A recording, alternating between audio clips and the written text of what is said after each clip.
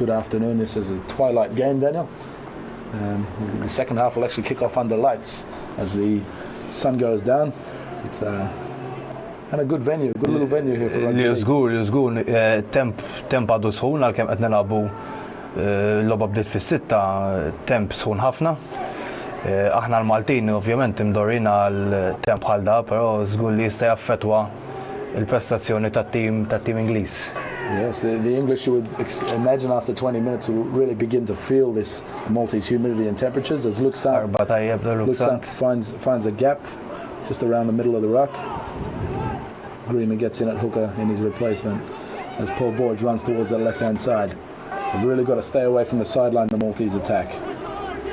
As Luke Sant back in there at hooker. Lines up Spaniol, but a bad wayward pass.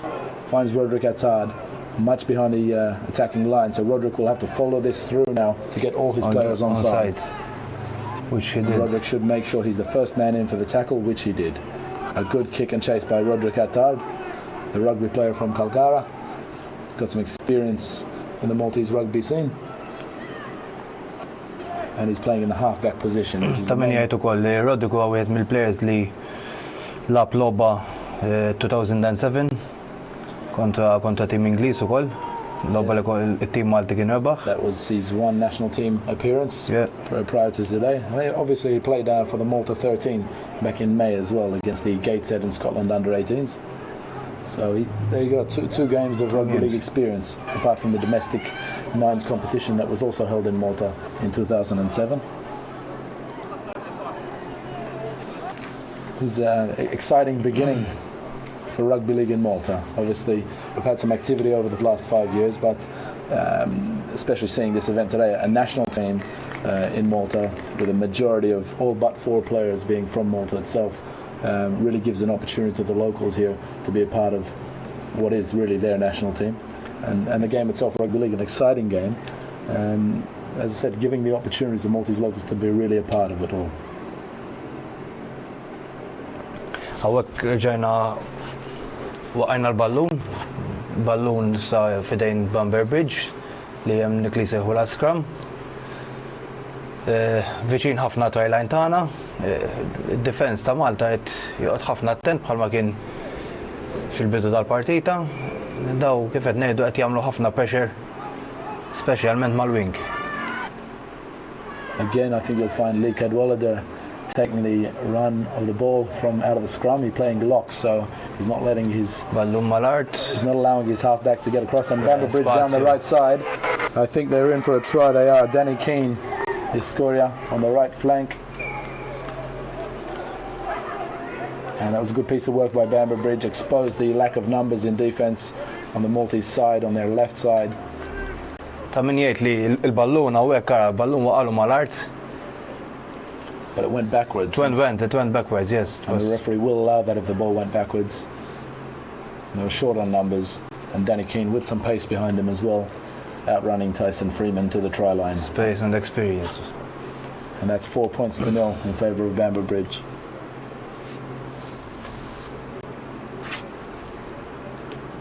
See one more replay of that. See the ball was up high, it wasn't on the chest, so it was a bad pass from hooker, but they made the most out of the situation. Probably the Maltese waiting for a decision to be called by the referee. Yes, and one other mistake, I think our defense wasn't face to face with the opposition. No, indeed.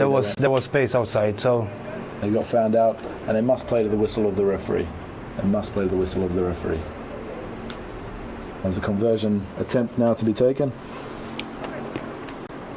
by Damien Duncan, the captain, but the conversion misses.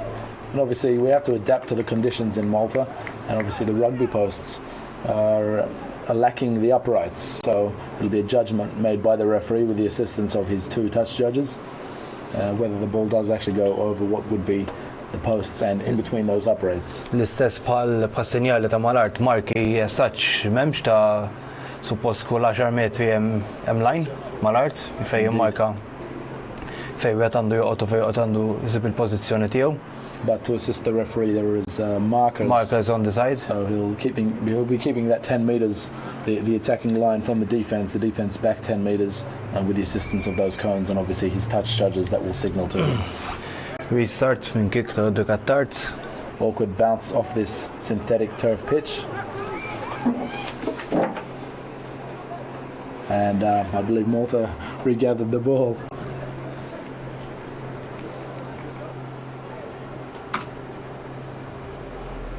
And Mark Cortez goes for a run.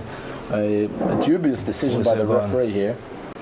I was sure that should have been a play-on situation to Malta.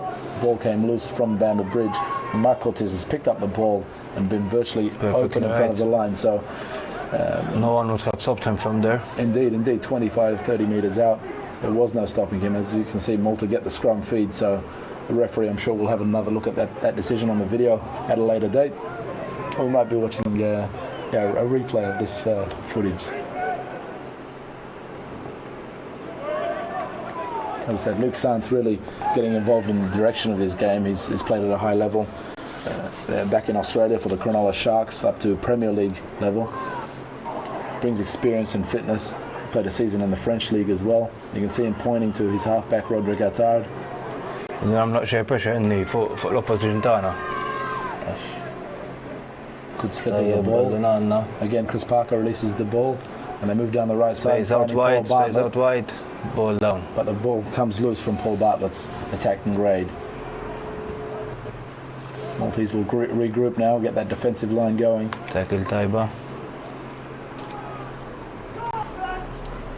Bamber Bridge looking to get it out of their own territory with some big forward runs. They've got some big players as well. Yes, very big. Comparing the size, they're all much bigger than the Maltese squad are. So I think that you'll find in rugby that is a problem for the Maltese. The Maltese stature is not and physique is not of some of these English lads. I mean, that Ben Young could qualify to be a Swedish Viking, especially with not only with that blonde hair but also his physique. I'm sure he's had a few comments passed about that. You agree with me, Chuck? Rugby is not just about size. No. Although size does matter, but obviously there's passion, there's aggression, there's a bit of everything. You've got to have all the right it's combination. A combination of many attributes, indeed. For young children taking up the game, it really brings a code of teammateship, camaraderie, and obviously sense in the mind. Obviously brings out some smart attributes of players. It's not the typical hard-headed rugby player syndrome that we have carrying on. It's a gentleman's game indeed. Yeah. Għawek kirbaħna l-ballon, għamlu penalty huma, tim Ingliż, għandna ċans tajjeb, qegħdin fit 20 meters tagħna. 3 players all over Paul Borge, seeing his 18-stone frame charging at the line. Definitely want to make the most of keeping him at bay. Jidel li ħajmorru fuq ix-xelluk, ballon għandu Ducatart, Mark Cortez. Finds Mark Cortez running right off his left side, and that was a very good run, finding the opportunity. We're quarter of an hour into the game, but unfortunately the referee has ruled that Mark Cortez has knocked the ball on. So whether it's on the first tackle or the second, third, fourth or fifth, a knock-on will mean lose possession. A loss of possession by way of a scrum. And this will be an opportunity to let some of the pressure off the Bamber Bridge club. As the Maltese players already rotating their interchange bench in preparation for the players coming on the field. So Bamber Bridge go left as they try to make metres upfield. That's 3 tackles and they haven't gone too far. Andy Swarbrick now caught on his own line but gets the ball away off to his second rower out there. I can't make out who that is at the moment.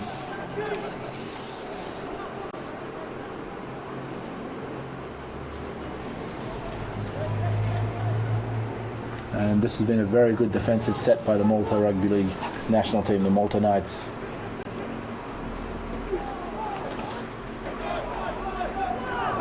Good kick downfield, relieving some pressure. It's gone about 50-60 metres on the fly, and an awkward bounce again on the synthetic pitch. And Mark Cortez, a good return, head on into the Bamber Bridge defence. to get up and play. He's a big lad too, isn't he? Indeed, I think all of these English players